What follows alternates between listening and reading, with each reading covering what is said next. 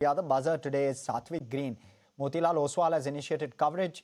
We marked that in the morning. Stock was perked up 5%. I wonder where it is right now. Let's quickly pull that one up as well. See what Satvik Green is doing. 23% upside is what Motilal was seeing. Very resilient in a market like this. In fact, let me also bring on board Anshul Saigal, founder Saigal Capital, to talk to us and try and decode what markets seem to be telling us. Anshul, very resilient, right? I mean, oil has gone from, crude has gone from 72 on Brent to 84, 85. Our markets have done nothing. We've been very resilient. Hi, Harsh. Pleasure to be with you. Yes, sometimes you need to, there is a saying that sometimes what counts is what cannot be counted. And the emotion of the market cannot be counted. And in that context, you have to look beyond the numbers and seek the emotion of the market. As you rightly mentioned, with crude moving up and the markets really being resilient, it gives you an indication of how resilient and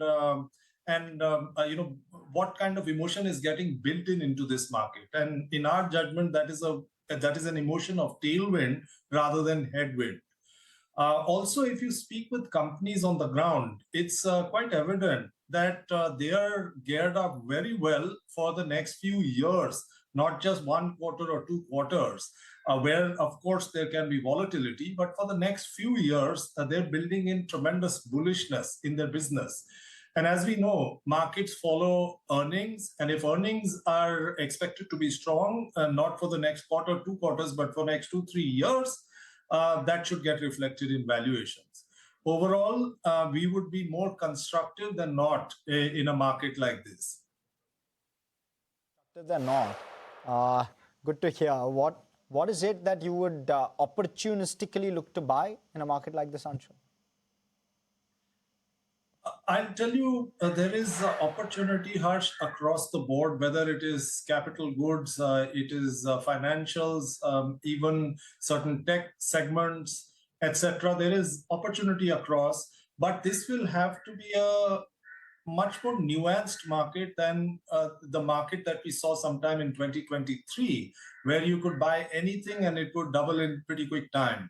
So you would have to choose your pockets very well. For instance, in the financial space, over the last 2 years, we know that there has been weakness in the microfinance space, a subsegment of financials, as also the lower end of, say, housing finance, etc. There again, there has been some amount of stress that we have witnessed on the balance sheet in the last 2 years. But have a look at the fourth quarter results of most of these companies. There is clearly a turnaround that one is witnessed in the fourth quarter, as also the commentary from many of these companies is for tremendous growth going forward. If you just build in that kind of number on earnings and compare it to market capitalization, these companies are trading at just north of 10 times price to earnings. And companies which were trading at 4, 5 times price to book are now trading at maybe 1.5, 2 times price to book. That to us seems like an opportunity. As growth picks up, we estimate that valuations will trend towards previous sort of levels. I'll give you another instance in a sector which is unrelated. Take the data center AI hype. And there is a fiber optics cable company that I was sort of fortunate enough to attend their conference call in January. And the results conference call indicated that the tariffs impact was about 7% on their numbers. And some of their growth was getting impacted because of tariffs because they were unable to export to the US.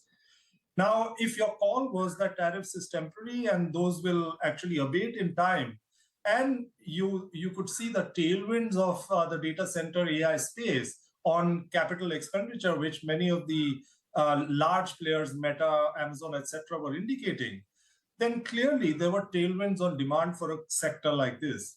Now, at that time, after the call, the stock was trading at some 86, 87 bucks.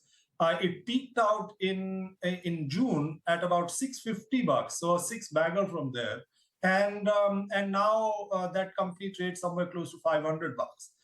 The point being that if you can identify nuanced pockets in this market, there is tremendous money on the table. Yeah, I mean, no lack of bottom-up ideas, Anshul. Thank you for that. That kind of gives us a good perspective. But what's the next 6 months to 1 year going to hold? Give us a sense of that. You spoke about private sector banks in some form, fashion. You spoke about the one example which played out over the last 6 months. What are the other pockets? Because data center and the entire theme now looks like a lot of it is already built in, right? So therefore, not much of an opportunity going forward for an investor looking at these stocks today. That's where the trick is, Harsh. The company that I mentioned, the segment that I mentioned, if you look at that company's operations over the last 20 years, it's a very cyclical sort of sector. And when the cycle is on the low, there is general disbelief in the market that this cycle will ever turn. And it is at precisely those levels that valuations are in your favor. Hence, now that and you made a very incisive point that the data center theme, their valuations are really they're shooting the roof. Now, if you were to look for pockets in that space, it's going to be tough because it's largely discovered. Most of the upside has played out, or at least the early upside has played out.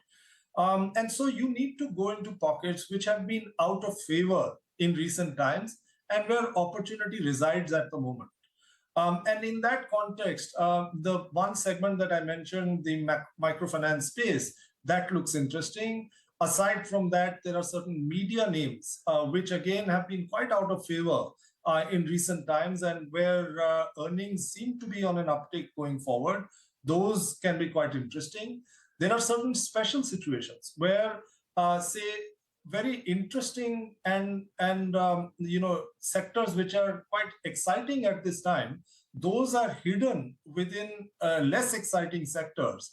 And so companies, so these companies are not getting re-rated. Markets are not focusing on these companies. Demergers are happening in such companies. And so the exciting sectors will come to the fore. That's where opportunity resides. Food, even textiles. There are branded companies in textiles and garments, which are quite interesting.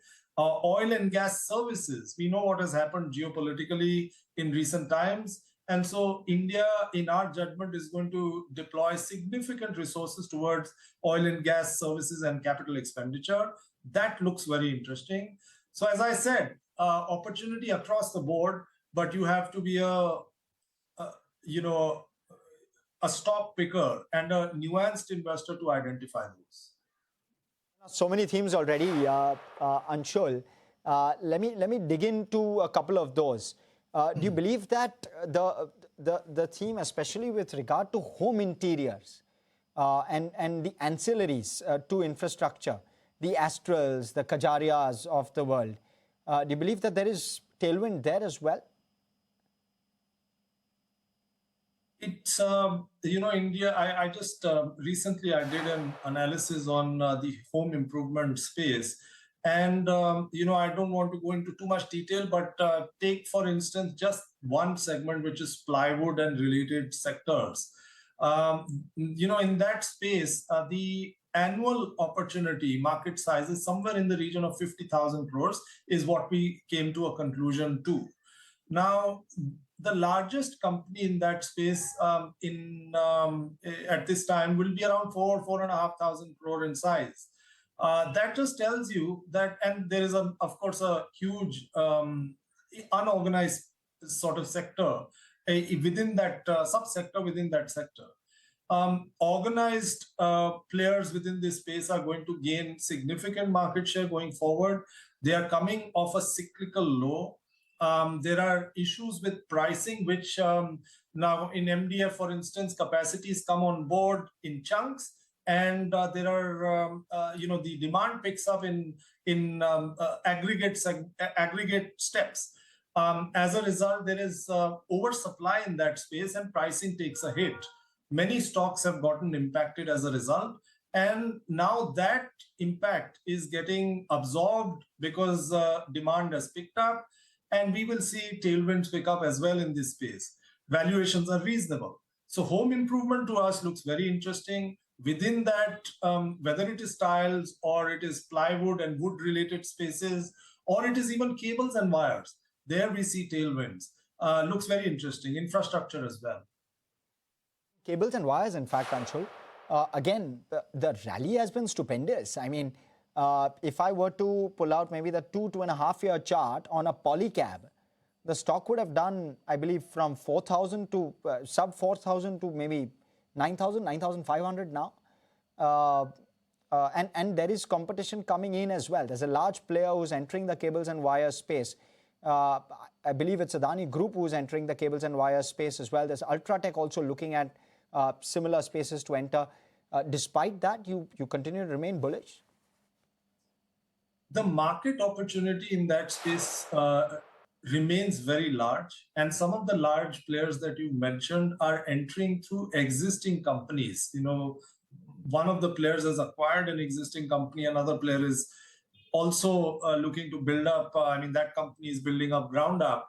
But it's a very difficult space to build credibility and distribution. Also, the distributors, I have direct sort of experience of this sector, because I remember after the IPO in our portfolios, we bought Polycab. The stock used to be at an 8,000 crore kind of market cap at that time. And it's about 1,50,000 crore market cap today. And one of the reasons why we identified Polycab is because we spoke with a lot of their distributors and dealers. And the feedback that we would get unanimously is that this company takes care of us. Our return on investment with this company is very strong.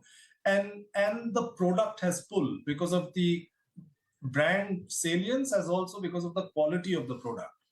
And as a result, the stock has done so well. Now, for a new entrant to displace Polycab or an entrenched player like that is not going to be easy. Of course, the market reasons why we identified Polycab is because we spoke with a lot of their distributors and dealers. And the feedback that we would get unanimously is that this company takes care of us. Our return on investment with this company is very strong. And the product has pull because of the brand salience, as also because of the quality of the product. And as a result, the stock has done so well. Now, for a new entrant to displace Polycab or an entrenched player like that is not going to be easy. Of course, the market will grow. A part of that market will go to some of these players. But the growth in this market is just so robust because of various tailwinds that this space can have legs in the long term. It's definitely an interesting space. The smart working space, Anshul. I was speaking with the management of SmartWorks today, and I also spoke to the management of office space. 25-30% growth, no concerns with regard to demand. They're saying pretty much everyone who's looking for an office space is not looking to buy, is only looking to rent, and then on top of it, there sits the ancillary services and the like. Not looking particularly expensive either. So bullish plus valuations to some extent in your favor. How are you looking at that space? Some of these investments, Harsh, I've realized that over the years, and this is through experience, that some of these investments you need to take a long-term view, look at the market opportunity as a whole, and look at basic trends that are working towards capturing that market opportunity. And if you've done that, you just have to buy some large players within that opportunity and just stay put for the long term, 3-5 years. And if not in the short term, over this period, you will get very handsome returns. Anything north of 20-25% CAGR is, you're a king if you get that kind of returns, right? And if you're saying that these companies are expecting the industry to grow 25-30%, clearly some of these companies will grow at least in line with industry.